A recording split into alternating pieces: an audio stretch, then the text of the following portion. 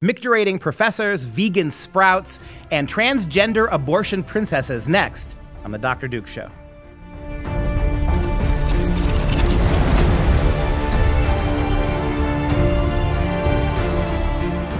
Hi, everyone. I'm Dr. Duke. Thank you for joining us today. As always, I'm joined by Katie Petrick of the Healthy Republic for The Countdown. Katie, what do you got for us this week? Well, today we have a series of stories that are going to piece themselves together like a puzzle that no one will buy. And we kick it off with women not entering the engineering field because the field is dominated by masculine social norms. According to Allison Goodwin, who is a professor at Purdue University, and 3 other professors she worked with, for an article titled Hidden in Plain Sight, Masculine Social Norms in Engineering Education. In this article, they argue that engineering schools are overrun with masculine norms, or this masculine culture. And this includes a desire to win, the ability to regulate their emotions, risk-taking, and a need to be high performers. And this is an engineering program. They argue that these traits are hurtful to women, and they say that masculinity ultimately perpetuates, quote, accepted practices that legitimize men's dominant position in society and justifies the subordination of women and other marginalized ways of being a man. You know, first of all, if something's hiding in plain sight, it's not hiding. Right? That's the coward's way of saying something is so obvious that we have to pretend that it's not to make our political point. So you got a bunch of engineers, female apparently engineers at Purdue University. My alma mater, by the way, got my PhD there. One of the fine engineering colleges in this country, Purdue has. And I've heard this on more than one occasion from people at Purdue, that the big push now at Purdue Engineering is to make it less masculine, to get fewer white males as engineers, and to bring more women and people of color. And the entire argument of these so-called feminist engineers is that there is an inherent bias in engineering that favors the men. And read those four things, Katie. Read those 4 things that feminist engineers object to about male engineers. 1, a desire to win. Mm-hmm. 2, the ability to regulate emotions. 3, risk-taking. And 4, a need to be high-performing. Think about that for a second. The desire to win, the desire to be successful. This is now a nasty masculine trait, right? To be successful as opposed to not be successful. And the one I love the best is the second one, the ability to control their emotions. These same feminists will slap you hard if you suggest to them that women are primarily emotional creatures. I am not an emotional creature. Didn't say you were a woman. Primarily emotional creatures, right?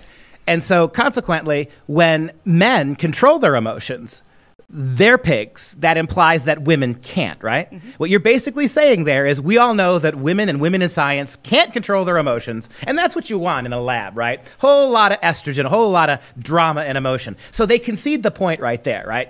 This is not about making science better. It's not about making better scientists or engineers. It's about feminizing science. And that means no win, and you could just see the quasi slap at Trump there. No winning, number 1. No controlling your emotions. Let it out, guys. Become just like the girls. What was the next one? Risk-taking. Risk-taking, right? In order to advance the cause of human knowledge in any endeavor, you have to be willing to try to take risks. Let's be complacent and secure, right? 100 years ago, people argued that women shouldn't have the right to vote because they would opt for security over invention and innovation. I never said that, wasn't born yet. But they seem to be, the women who are making these arguments, seem to be perpetuating those 100-year-old stereotypes. And what's the last one? Need to be high-performing. The need to be high-performing, because that's what I want out of my scientists and engineers, low level of output. And you see why socialism is so much more popular with women than it is with men, right? We see why it is, because security, equality of outcome, no risk-taking, these are qualities that not I have associated down through the ages with women. And now you have feminist engineering women arguing that men are bad because they don't practice these feminine traits. Way to go, Purdue. All right, we're going to move on from masculinity to meritocracy. So we have a professor out of Seattle University who's the chair of the communication department, and he came out with a book called The Toxic Meritocracy of Video Games, Why Gaming Culture is the Worst. Now, I want to let everyone know that this man claims to be a gamer, so he's not just some academic who reads books all day. He actually plays these video games that he's about to critique. In the book, he says that video games promote toxic meritocracy with the expectation that the most skilled, hardest working player should win. And he's quoted as saying, games are based on leveling up and getting stronger. We expect the most skilled, hardest working player to win. The typical narrative in a game is a rags to riches story where the player propels the character into a key role and perhaps even attains godlike status. Yeah, so you have a male professor this time. Well, at least identifies as male. I'm not quite sure. Show the picture. All right. Here we've got, this is the professor at Seattle University, is it? Seattle University. All right. And there you can see him on the left there, and there you can see his self-created avatar. It's like the boy from Powder, right? The old movie Powder. That's the image that best characterizes this guy. And I do not believe there's enough testosterone in that guy's body to grow that beard. So I think that's probably the leftover remnants of his kiwi salad and wheat germ salad that he had for lunch that just kind of stuck there. So this guy, who is a professor at Seattle University, has written a book in which he argues that gaming, right, now is toxic meritocracy. The first story showed us toxic masculinity. This story shows us toxic meritocracy. And given the fact that it's mostly young boys who play these games, we're also dealing again, aren't we, with toxic masculinity. And tell me again, Katie, read that little part again, where he talks about the 3 or 4 things that modern video games promote. Well, they promote the skilled, hardest working player to win. So let's take them one at a time, right? We're back to the same theme we were just talking about with those women, right? That video games are unfair because they're meritocracies, because the person who works the hardest or has the most skills, the person who practices the longest, is the one who usually levels up or rises in the game quicker. So the same kind of quasi-socialism that the squawking hens were advocating for at Purdue, right? That we're going to lower, nobody needs to win, we are allowed to be emotional, we don't have to be high achieving. You're seeing it here again. Those particularly young boys who power up the fastest, who manage to master the game quick enough with their hand-eye coordination and their intellect to move quickly through them, they have a disadvantage somehow because merit doesn't let people who aren't as good. I mean, imagine if we applied this to society, right? The Pittsburgh Steelers have a better offense and defense than the Cleveland Browns. That perpetually goes without saying. In that argument, I suppose you got to make the argument the Steelers are the men and the Browns are the women. And because of that, it's not fair that the Steelers win every game. The Steelers pass better, they run better, they block better, they tackle better. And so consequently, what do we have to do? We have to stop them from doing those things to make the Browns feel more inclusive. It's the stupidest argument you've ever heard. Not surprised. Again, this is not a gender issue. We got women and a man here, I suppose, in this case. But what do they have in common? They are professors. What was the second thing besides the winning all the time? We don't want to have that happen. What's the other thing? Oh, well, he talks about being a rags to riches story and propelling them to even attain godlike status. Capitalism, right? Anti-capitalism. The idea that you could make something out of yourself from nothing. The idea that you can, by the power of your own intellect, and you can work yourself up a game like you can in capitalist society. You can work yourself up the ladder by your own hard work and sweat. That's offensive to these social justice, socialist soy boys who would rather have I think that's his argument, right? Collective gaming, right? It ought to be about everybody rising at the same time, right? And so the two first stories really become the same story on university campuses. Well, he adds to this, and I want to talk about this because he has a solution to the gamers. He says that, throw out all this winning and being based on skill and hard work, and let's do all that we've seen in society. He says gamers should do what higher education and even professional sports have done to alleviate this meritocracy. He says they've done active recruiting and strategies that promote values such as contingency, luck, and serendipity. He actually said professional sports do this. He's thinking of elementary school sports. He's thinking of t-ball for 5-year-olds and collective basketball for 7-year-olds where everybody plays, everybody takes the same number of shots, everybody gets to bat, whether they know what they're doing or whether they don't want to even be there. The idea that professional sports has done this is just, that's why I use the Cleveland Browns metaphor, the closest thing we have to a elementary school football team. The whole thing doesn't make any sense. It really doesn't make any sense. And so that's a lie. But universities, he's right about. Universities have compromised. They have decided that simple excellence, simple achievement, simple mastery of subject matter, that doesn't matter to them anymore. Everybody's going to succeed the same way in the name of all these goofy diversity initiatives. So this guy is much more university professor than he is gamer or athletic follower. Real jockstrap.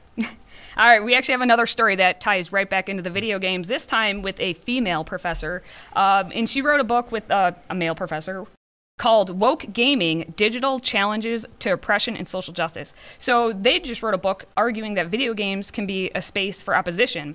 So now the social justice warriors are taking it to the gamers. And in the book, she talks about the growing diversity in contemporary video games, diverse diverseness of gamers and diverse perspectives hidden within gaming cultures reveal the power and potential for marginalized communities to resist and otherwise challenge dehumanizing representations inside and outside of virtual reality. Blah, blah, blah, lefty Exactly. speak. Blah, blah, blah, lefty speak. I'm going, a concerned moment. Look into the camera very seriously. I'm making an appeal to you, America, on behalf of young, nerdy boys, young preteen boys. They've got nothing, these young preteen boys, except video games. If you take away internet pornography, they really don't have any other social outlets. We really must do something to protect preteen boys. If you now go after their video games, if you now attack the one thing a gawky, acne-faced 13-year-old boy has in his life, which is to close the door and play with his joysticks, right? If you take that from him in the name of social justice, these kids, what do you got left for them? I mean, this just drives me nuts. It's the one thing, right, that particularly cadres of young white boys do for their own amusement in their spare time. And now the social justice warriors can't let that be, right? We've got to detoxify masculinity by getting into the heads of these kids' Game Boys and forcing them to play social justice themed games as a way of combating white privilege. It is unbelievable. And again, that was not really even a mock appeal. What else do these pimply-faced kids have if you take away video games? They are relentless, these social justice warriors. There might be a march for them coming up soon. There'll be no march for them. Nope. Most of them couldn't make the walk. Their feet would hurt. You know what? You make a lot of sense on that one. I just want to tie in one last thing with this, since she did come up with a manifesto. Wait. She came up with what? A manifesto. Oh, it has that word in it. I'm terribly offended by that. A womanifesto. A womanifesto. All right, a womanifesto. Peopleifesto. There you go. She wrote this, and she has a blog site, of course, called #Equity in Gaming Lab. And she actually makes these appeals to the gaming industry, to the many gaming communities, and to academia. So as a professor, she's trying to appeal and argue that they just want to be treated equal across all three of these communities. And she doesn't want to be ignored anymore, and she says that it's video games now have the opportunity to put them ahead. Again, one thing we're beginning to realize over the course of these stories is the entire purpose of university professors is to find something interesting and fun that anybody does and to pee all over it. That is exactly what happens here. There is nothing else going on here. And they theorize it up, right? They use all their jargon to make it sound like they're doing important work. What this is they're just coming after people for enjoying themselves. Under the social justice regimes of political correctness, no one's allowed to enjoy themselves at any time. We're all suffering. We're either suffering or oppressing somebody. There's no joy, there's no fun, there's no laughter, there's no amusement. I'm just glad I'm not a 13-year-old boy. I mean, back when I was a 13-year-old boy, we had Pong, right? And so we would sit there. And you had hair. There you go. Right? That was vastly more interesting than anything these university schools would have been able to tell me. So don't take it away from the kids. Just leave them be, for God's sake. Well, that just sounds so depressing for these 13-year-old boys. All right, we're going to move on now to add food into the mix, and with a story on veganism, if you can call that having food. But veganism promotes white masculinity. We have a doctoral student of sociology saying that she interviewed 20 vegan men for a study she was working on, and she found that these vegan men uphold gender binaries of emotion, rationality, and current ideas of middle-class white masculinity. So she's saying that they use rational thought instead of emotion as to explain why they chose to be vegan or even vegetarian in some instances, and she simply doesn't like that. And she says there's an example of one guy who's vegan because of the environmental issues he learned about, so he's using rational thought to determine why he wants to be a vegan, and she said she somehow translates that into being white masculinity. So let me see if I understand this. You have yet another female professor. We're back on that. Doctoral candidate, not quite. Same thing, She's right? Another path. graduate student. So get your little umbrellas, everybody. I feel another pea storm coming. All right, so what do you got here? You got a graduate student working on a paper, and she interviewed, if I'm correct, a whopping 20 subjects. 20 vegan men. So in a world full of hippy-dippy liberal vegans, she interviewed 20 men. That was her entire case study, right? Okay. Bad science to begin with. But she interviews 20 men, and she's actually offended that these men became vegans for primarily rational reasons, right? Because it's healthy, because it saves the environment, and that bothers her. She sees that as toxic masculinity that is now co-opting veganism away from women who apparently we're back to that again. See, women approach veganism, is the implication, emotionally. Yeah, well, and she says... I want to hug a sprout. Oh, to hug a sprout. Who else would I go out with? if not a sprout? Let's talk about my sprout. Don't pout or be a lout. I'm sorry. We're gonna keep I'm moving. just trying to be emotional, Katie, about my veganism. I'm being rational and logical. Yeah, here, that's and right. We're going, That's okay, not so acceptable. she argues that the diet bolsters their masculinity by explaining in their choice to become vegan in ways that evoke logics of rationality, science, and reason, concepts that also traditionally get coded as masculine.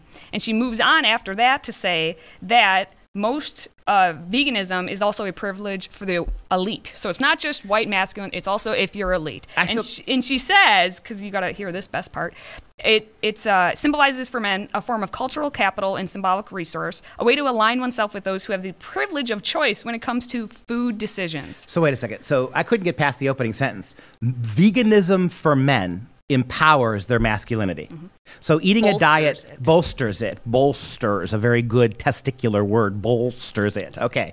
All right. So men's health, men's bodies, men's attitudes are bolstered by veganism. All right. That's like saying that whipped cream and candy canes bolsters your athletic performance. It's like saying that, I don't know if that's the best metaphor. It's like saying that, well, I don't even know what it means. It's so frustrating when you think about what she's implying here, right? That veganism, which is historically been associated with femaleness and with, by this very graduate student, right, with a kind of Spartan diet and an earth consciousness, maternalism towards the earth, all those things that, again, even liberal women like that associate with the female. Now she's trying to argue that this is both empowering men approaching veganism are becoming themselves complicit in a feminist kind of a worldview and then appropriating it to themselves to make themselves more masculine. Yeah. In other words, it's just a bunch of gibberish, right? It is a bunch of gibberish. I mean, and the things all the stories we've talked about so far have this in common. Every bit of this research that we've looked at is based not on actual research or study or large enough samples to be able to tell anything. It's based on old-fashioned stereotypes about what men and women are. This entire so-called research is predicated on utterly unproven and unverified stereotypes that they're pulling forward from antiquated culture and pretending they're true so they can get things published in the latest Sprout journal. It doesn't make any sense. Yeah. It's not science and it's not research. And all of these stories tie us into this final story in which a professor wants colleges to pay women extra for emotional labor. And what she's calling emotional labor, this is Professor Brandy Lawless of the University of San Francisco. She's in the communications department. She says that emotional labor is a form of academic work and should be compensated just like teaching or grading. An example of emotional labor is responding to emails, talking to students during office hours, being friendly to your fellow students, to your peers. Here's my question for you. You're a professor, correct? I play one on TV. You identify as male? I'd like to think so. Okay. I eat my sprouts. You eat your sprouts all day. All right, so you're a professor and you're a male. Do you do any of these things? I answer email all the time. I deal with my students all the time. All the things that she says she does, men do all the time as well.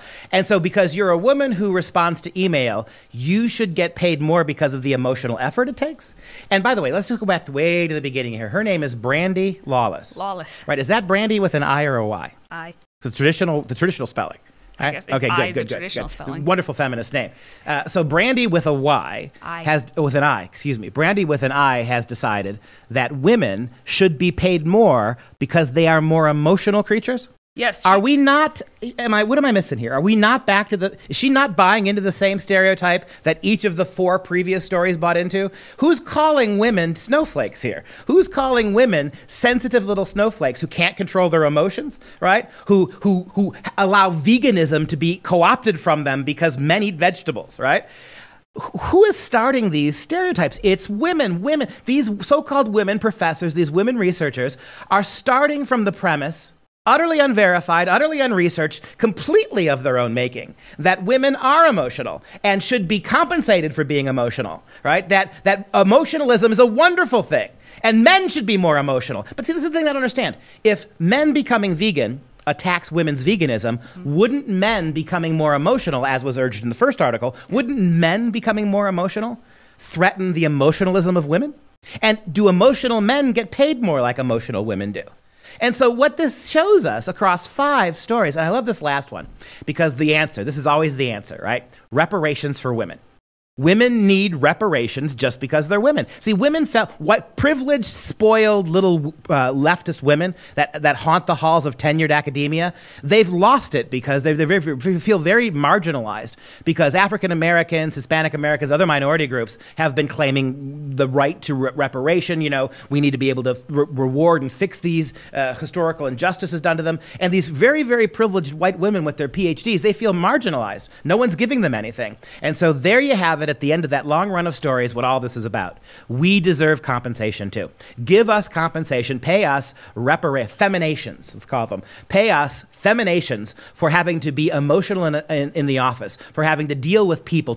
And give us that list as we wind this down, because women write emails and talk to students. Yep. And what else? And just generally being nice to their students and their peers. Right, and just generally be nice to other people. That's something that men don't do.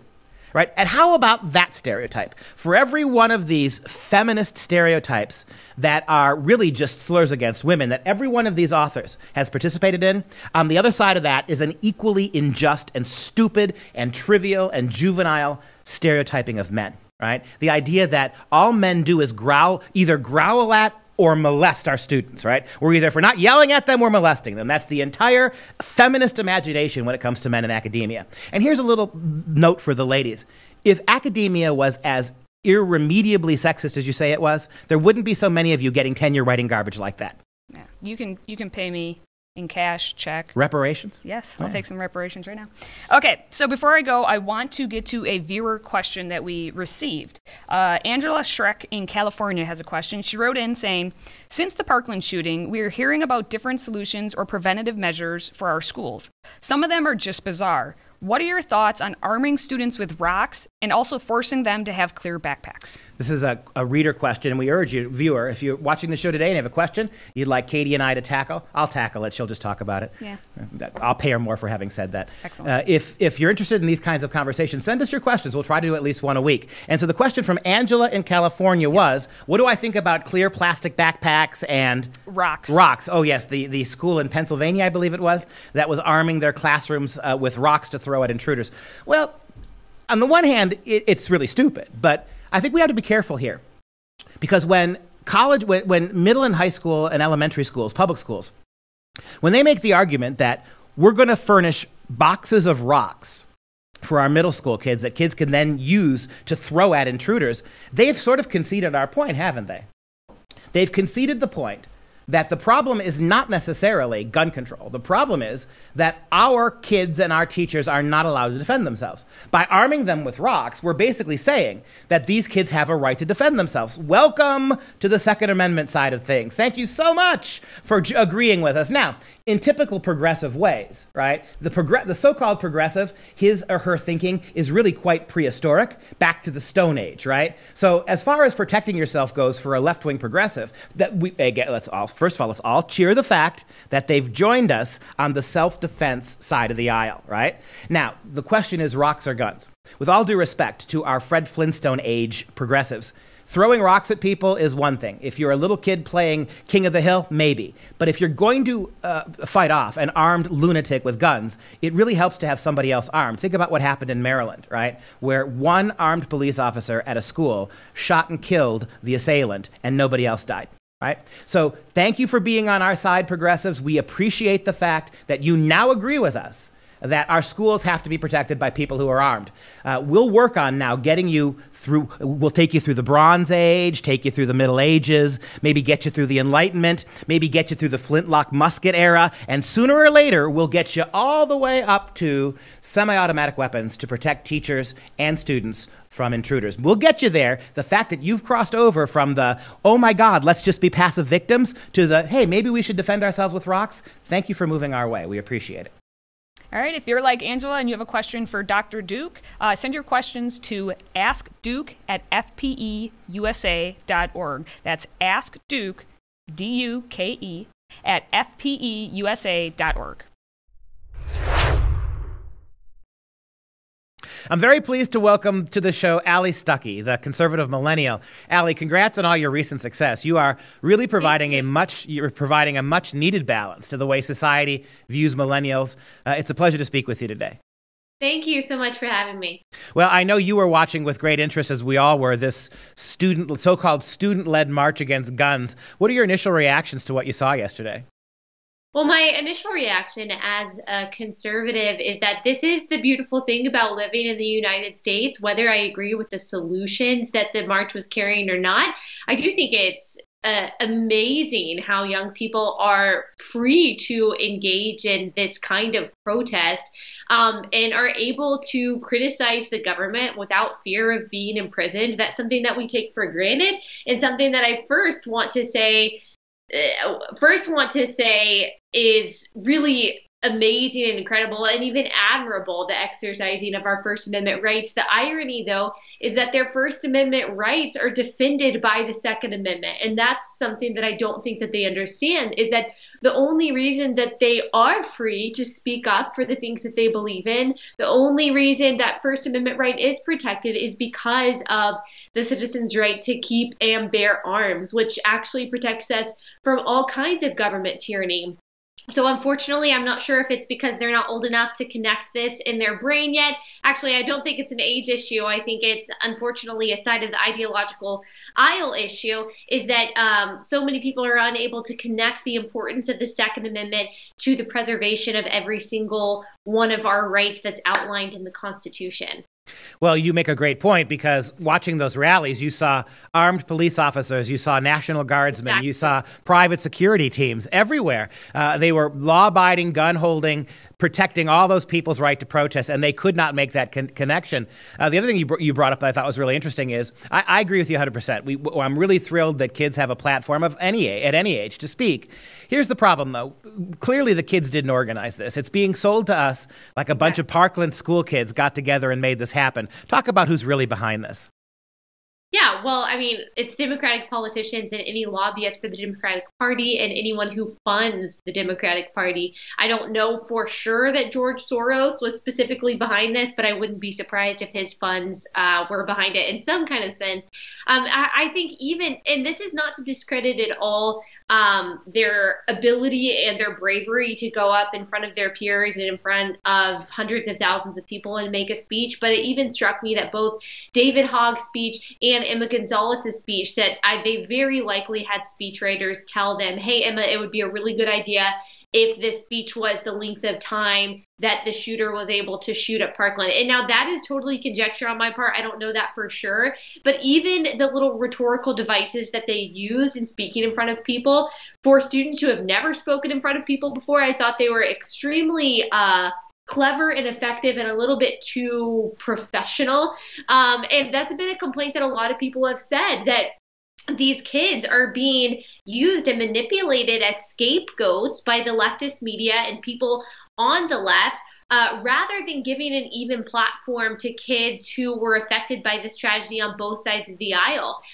Kyle Kashuv, I think that's how you say his last name, is a great example of that. He is a Second Amendment advocate. He was also a student at Stoneman Douglas High School, and so he underwent the tragedy, but he has not been given a fraction of the airtime that David Hogg and Emma Gonzalez have, because he doesn't have these Democratic politicians behind him. He doesn't have the mainstream media behind him. And so I think it's really a shame when they headline this movement as a student-led movement. It's not. It's a gun control-led movement. And you should just be honest about that. If that's the movement that you want, fine. But don't put the students at the forefront if you're not willing to put all the students at the forefront. That's right. And as we know, Kyle Kashev wasn't even allowed to speak. He asked to speak, and he was the one prominent kid from Parkland who has been very vocal about his pro-gun worldview, right. And he was not allowed to speak. And we don't know whether or not Soros is behind this. We know certainly that his money ended up in some of the pockets of some of the people who sponsored this, but we do know for a fact that Planned Parenthood was behind this, which is really, really, really ironic when you think about it. I can't think of any better way to save kids' lives than to get Planned Parenthood to stop doing what it does on a daily basis. So some of the groups that are behind this are really odd. Wanted to ask you, too, about George Clooney's statement, right, that he's proud of his country again. We heard this with Michelle Obama way back in 2008 when they elected Barack, right? I'm proud of my country for the very first time. What is it with some of these radical leftists that they're only proud of their country when the country is tolerating, through our freedoms and liberties, their right to speak their minds?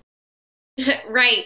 And it's almost like they are more proud of their country, or they're prouder of their country when our country is apologetic and pretends like we are not the best country in the world. I mean, we know Barack Obama for the past 8 years, he went on his apology tour and he fundamentally changed the way that Americans see America. He actively tried to level the playing field between America and the rest of the world, constantly kind of putting on this posture of shame and of apology, which really polarized the United States, which is why you have people saying they're prouder of the country when we are apologetic, when we look more like Europe, when we don't tout our American exceptionalism, when we try to even the playing field by taking away rights that are unique to Americans that the rest of the world doesn't enjoy, like the Second Amendment. And that's the sad part about it, is that patriotism and the view of America and what makes America great and what makes America unique has changed so much over the past decade. And there's a lot of statistics on this too. You can look at Pew Research, how Democrats changed so dramatically and went further to the left on every single issue while Barack Obama was president. That didn't happen for the 20 years before he was president. And so that's where we are. That's why we have so much tension right now, and so much polarization, because Obama left us with a fractured America, and Donald Trump isn't the most unifying figure either. So we've got a hard road ahead of us as the conservative minority. Well, shame, as you pointed out, is a huge emotion. It's a very powerful emotion, especially when it's manipulated. And that seemed to be the theme to me of many of the kids' speeches. Not really policy solutions, not really logical, coherent arguments, simply shame on you for not doing what we want. And with that in mind, I wanted to shift a little bit to the millennial generation. Recent studies, as you've talked about, recent studies show that millennials tend to be much more pro-socialism. There's a great story out now that say many millennials aren't saving a dime for retirement because they're convinced capitalism will be eradicated before they even get there, and we'll have a free society. And not surprisingly, another survey says that millennials tend to be stressed out about 60% of the time, that they're constantly worried and anxious. Talk about how all these things fit together in terms of your generation. Honestly, I think it's giving millennials too much credit to say that they are not saving for retirement because they think capitalism is going to fall. I don't think that they're thinking that far ahead at all. I think that the problem isn't that they think that socialism is going to take over as much as they are addicted to instant gratification. Some of that is our fault, but some of it's not. Some of it's the people that raised us. Some of it's the technology that raised us. We are really the first generation to be able to click on something and have it show up at our door. We are the first generation where we have personal devices that carry everything that we feel like identify us.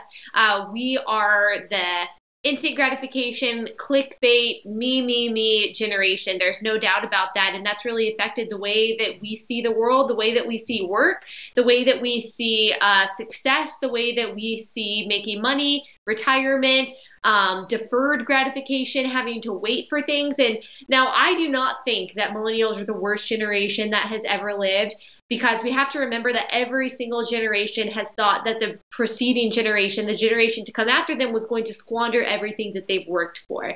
And I'm kind of under the impression that every generation thinks millennials are the worst generation that has ever lived, when that's probably not true. There are some good things about us. We are very empathetic. We are compassionate, although that manifests itself in some interesting ways. We're also very innovative and very entrepreneurial. The problem is that we're not able to see the future. I think that's why we advocate for things like socialism. I think that's why we don't save for retirement, because we can only see the here and the now, and we are not good at connecting the here and the now to consequences, which is why we can't look back at history, or we refuse to look back at history and say, oh, wow, well, socialism has never worked. Venezuela is not doing too hot right now. Socialism has actually claimed the lives of 100 million people over history. No, whatever, it'll work. It's not so much that we're thinking about the future, it's that we're not thinking about the future. And you mentioned millennial empathy. I think that's a great characteristic of my students. I see that all the time. It's also what allows them to sort of be easily misled, right? By the emotional appeal of this gun control push without thinking it through. But on the same token, to give millennials credit, they seem to be more pro-life than the previous couple generations were as well. I think so too. And it has to do a lot with conservatives, or at least pro-lifers, finally realizing that about millennials, is that millennials, no matter what, are going to care about feelings and care about emotional rhetoric, and are going to be probably persuaded more by pathos than logos or even ethos.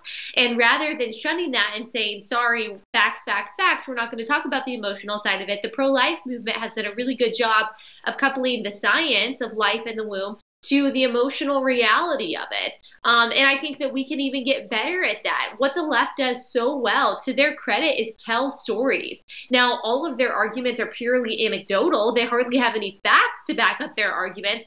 But there's something to that, is that millennials especially love a good story. We are compelled by a good story. If you look at the media on the left, like Vice and Vox and BuzzFeed, their YouTube channels are made up of stories of people to make a political point. They are not someone sitting in front of you giving you a monologue of why you need to believe something.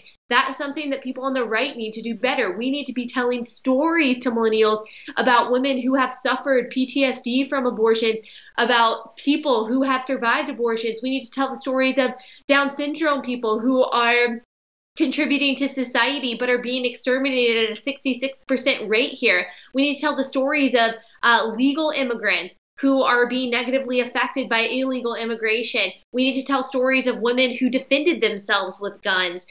That's not something conservatives do well. We think that policy and facts and monologues are going to change people's mind, and they don't. Stories do. That's where the left has the upper hand on us, and that's what conservatives need to do a better job of. Yeah, as a professor of English teaching literature, I see that. I see kids coming to college. They're very much drawn to storytelling. Here's the problem I have. Given the left's control of both campus and entertainment culture, the two primary places where stories are framed for young people, how do we get that truth into younger generations? I mean, when I teach literature, I try to get kids to see the human nature of the stories rather than the politics behind it. So give me an example. You just railed off a list of things. Give me an example of how you might tell a story to somebody your age about guns that would counter the narrative we saw in Washington, D.C. this week. Yeah, so for example, well, I didn't do that. I haven't done this on guns yet, but I have a channel on CRTV. It's crtv.com/Allie, and I do these longer videos every couple of weeks. And that's one of my goals, is to tell the side of the story that we just don't see in the mainstream media, really on the right or the left. So one of the stories that I told last time was a professor who sounds a lot like you, he is a political science professor here in Dallas, and it is his goal every day to teach his students how to think, not what to think. And I really showed how he plays both sides of the aisle. He plays devil's advocate in order to equip his students to think critically rather than just indoctrinate them with a certain political leaning. Even though I'm sure he has political bias himself, it is his goal every day to make sure that he does not let that seep into his classroom. We never hear about those teachers in the news because it's more fun to talk about the teachers that make their students take off their MAGA hats and they're not allowed to say the word conservatism. But the fact of the matter is, there are professors just like you, just like the professor that I interviewed, that actually care about teaching their kids how to think and not what to think. And telling that story and showcasing a professor that's doing it right, I think enlightens people and challenges them to realize, oh, it's not normal, or it's not good, or it's not productive for my teacher to be indoctrinating me with politics every single day. And you can really do that from any issue. You mentioned guns. There is a young woman named Kimberly Corbin. She does an excellent job of telling her story. She was she was a rape victim in college, and she was able to ward off her attacker with a gun. And she talks about how, that saved her life. She was able to go on, get married, have kids. She wouldn't have been able to do that without the protection of the Second Amendment. And so what I'm trying to do, and what I think other people on the right side of the media are trying to do, is tell those stories. And we've seen this a lot with illegal immigration, talking to the angel moms, talking about how their child was killed by someone, by an illegal immigrant. And so I think it's starting to catch on the right. we need to pick it up and make sure that we're telling those stories and not just saying, we don't care about your feelings. One of my mantras in the classroom is always, your politics should never devolve from your professor's politics or from your own political bent. They should devolve naturally, politics, from the pursuit of truth and beauty and morality. And we need more of that as well. And that's where stories come in, because stories that tell universal tales that show how we are all united ultimately as human beings, that's the way to move people. Allie, tell us one more time, please, where the audience can follow you online. Yeah, so I am a host at crtv.com, so you can go to crtv.com/Allie. I have multiple videos there every week, and through CRTV, I also have a podcast that you can get anywhere that you get your podcast, so iTunes, I think it's on Spotify now, and that is called Relatable. So Relatable is my podcast, and it is a weekly podcast telling you about the most relevant topics from a conservative and Christian perspective and a biblical perspective, obviously. So those are the two main places you can find me. My blog is the Conservative Millennial blog. I'm on Fox and HLN. I'm actually about to be on HLN right now, so if anyone watches that, they can catch me on that. And yeah, kind of all over the place, but those are the main places that you can find me. The Conservative Millennial, Allie Stuckey, thank you so much for your time today. Thank you so much for having me. I enjoyed it. In this corner, your pugilistic pundit, the Duke of Diplomacy, the Professor of Patriotism, the Doctor of Domestic Tranquility. This is Right Makes Might with Dr. Duke. Planned Parenthood affiliate in Keystone, Pennsylvania made big news this week when they tweeted out a series of requests. What we need, these tweets said, is a Disney princess who's had an abortion. We need a Disney princess who's transgender. We need a Disney princess who's an undocumented immigrant, in other words, an illegal alien. So what happened here? And this made national news. They actually pulled the tweets down pretty quickly. What they're arguing here is that princesses are bad, liberals say. The idea of princesses for little girls is horrible. We shouldn't let little girls dress as princesses for Halloween because it freezes them in gender roles. Princesses are bad unless you have the progressive princess. So an aborto-friendly princess, and we've got a little meme mock-up for you. We could even call her Dismembria. Maybe she even works at Planned Parenthood. Maybe she's even performed an abortion on herself. How much more hip and progressive a feminist princess can you get? Well, what's happening here is pretty predictable. The American left has realized that they can't get rid of our cultural icons. Little girls love to be princesses. Christianity is still a popular religion in this country, overwhelmingly so. So rather than urge the banning of these things, as they tried to do with fairy tale princesses for a long time, they've simply co-opted them and emptied out the meaning of these fairy tales and reinvested it with progressive ideology. Take, for instance, the brouhaha a couple years ago when Frozen 2 was in the works, so the movie about the Ice Queen princess, right? The young princess who was a queen of the ice, more or less. Well, in the reboot, the second version, which is under production right now, all sorts of lesbian and gay groups, all Planned Parenthood, they lobbied the producers of the new movie to give Elsa a lesbian girlfriend, right? So princesses are okay if they are lesbians. We don't want our princesses falling in love with charming princes, but if they are lesbian princes, we're all for it. The question is begged, though. If you have two lesbians marrying in the new Frozen movie, who's going to perform the abortion? And even in our religion as well, just this week, Professor Liu, who's professor of New Testament studies at Holy Cross, a theoretically Catholic university, came out this week with a new book arguing that Jesus was a drag king with queer desire. The idea that Jesus was sexually ambivalent, he had queer thoughts and feelings, he liked to dress up, he was in many ways sexually confused. That's all the rage now. And Professor Liu is getting all sorts of kudos at Holy Cross for broadening our view of Christianity. And you see what's happening here. You couldn't get rid of Christianity, you couldn't ban it, you couldn't outlaw it, you couldn't make it tragically unfashionable. What you did instead was keep it, but just queer it. This is the new tactic of the American left, and we have to fight it. It worked in the Soviet Union. It's worked in all fascist and communist states. Take existing mythology, take existing religious belief, empty it, fill it with liberal values, and see if you can do people that way. We're too smart to fall for it. We're not going to let it happen. Do you like what you saw on today's show? Catch the Dr. Duke Show free online every Thursday at 2 p.m. Central Standard Time on YouTube and Facebook Live. Then listen to it again on the podcast version on SoundCloud and iTunes. And don't forget to subscribe and leave us a 5-star review, because it just makes sense. And now it's time for Dr. Duke's Quote of the Day. It is Easter week, and we can forget about the crucifixion for 51 weeks out of the year, but 1 week a year we have to talk about the crucifixion. It is that aspect of Christianity that non-believers least understand and that many Christians sadly don't think much about. Why was it necessary for the cross? Why all that suffering? Why did God become man only to be torn to pieces for our sins?